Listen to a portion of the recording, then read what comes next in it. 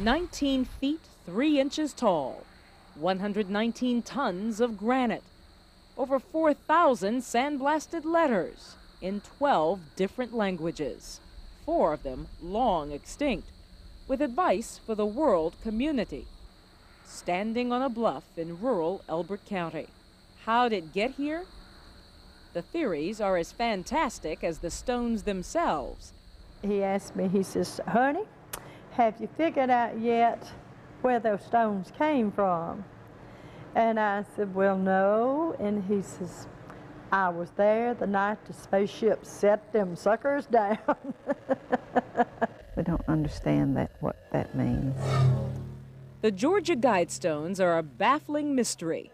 10 precepts etched in stone, demanding population control in English and Russian. A plea to prize truth, beauty, love in Chinese and Arabic. A call to protect people in Babylonian cuneiform. To balance personal rights, scripted in classical Greek. My goodness, what we got here. Everyday people from distant communities take a look. Ann Rink is from Florida. It's almost like you think of the pyramids. The Georgia Guidestones do have a history. This is the shoebox he bought it in. In 1979, Joe Finley, an Elberton granite executive, met a stranger. And he says, "That's where I want to look." What'd you think of it? Well, I said, "Well, what about money?"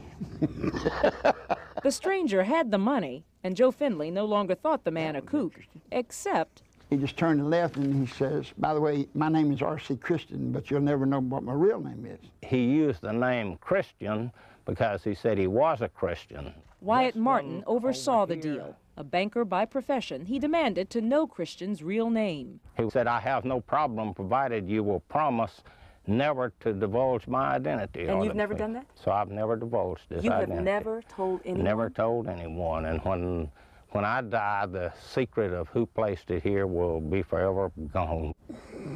I wished I knew, Brenda. I wished I knew. A lot of times. And that's where we got all except one block. It really took about 9 months to get everything completed.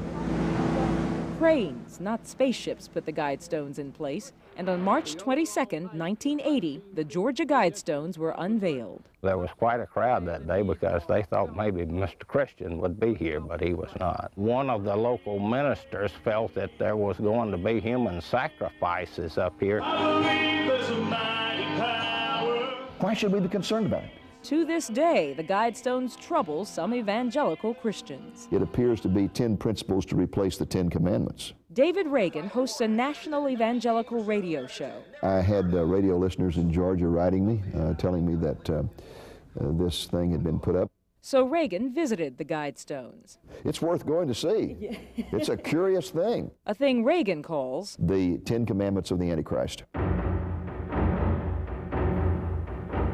You look at these commandments that are statements. Yeah, they sound harmless. They sound so wonderful. But then you begin to ask questions about them. How do we get the population of the world to 500 million? How do we guide reproduction? This is a Nazi principle. You know there's been a lot of criticism about this. Oh, yes, yes. Any of it get to you? No. Any of it make you think twice, maybe you shouldn't have done this? No, no. He wanted a monument to the next mankind. This is the Guidestones' purpose. R.C. Christian foresaw nuclear disaster and His thoughts were, particularly in the event of a Holocaust type situation, that maybe people would come and read it and it would give them some idea of reestablishing humanity. And he said, maybe somebody will come up on this and they can reestablish the compass, the clock, and the calendar. Christian's original blueprint reveals the design. So it's not happenstance that these stones are a certain distance from each other? I don't think so. John Burgess is a retired astronomer from the Fernbank Science Center. He's spent many hours charting the Guidestones' relationship with the sky, how certain holes in the stones connect us with the stars. So the opening in the middle stone, pointing up about 34 degrees to the horizon, points to the North Celestial Pole, where the North Star Polaris just happens to be at this time.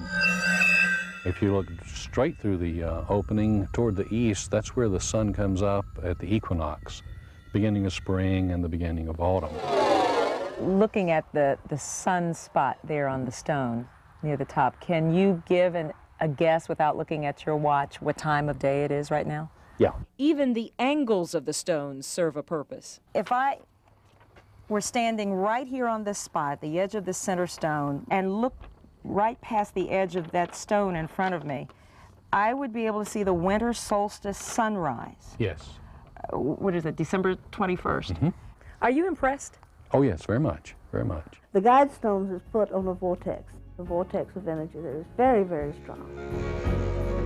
Psychics are impressed too. And it gives you a sense of peace, a sense of calmness. Nani Batchelder claims the stones do have a tone. A literal tone? A literal tone, yes. And in 1981, they might have been humming the wedding march. I was married up there, and there was the sun on one side and the moon on the other. My mother's comment was that, my goodness, here you got married and you couldn't even make the society page. You had to be on the front page. The Georgia Guidestones have raised a lot of questions. We get inquiries in here from all over the world about that thing. The Elberton Granite Museum feels all the Guidestones questions and the characters who drop by. I remember there's one came in here dressed like an Egyptian princess, had the little snake on her, you know, and it was quite an interesting group. Some of them were negative about it too. I'll never forget he had Dallas on his belt buckle, and I thought he probably could have played for the Cowboys. But he came in here and he was watching a film we have here in the museum about it, and he became visibly upset. He pounded the desk like that a couple of times, and he said that it was evil. Evil or enlightening, the Guidestones endure. Visited by a parade of the curious who reflect upon a dozen languages and gaze upon the framing of the sun. A primitive timekeeper in a collection of thoughts, 8 miles north of Elberton, in a place the Cherokee Indians once called the center of Earth. Is that why R.C. Christian came here? All we know is this. He's a very elderly man today. He lives in a different part of the country than what we're in, and he was a professional person in a line of work that had to do with dealing with humanity and its ills. And this was his solution, secrecy and all. The secrecy of it is what causes people to come and look at it and read the message. A message that's interpreted in the community many ways, divine or demonic. What's your translation?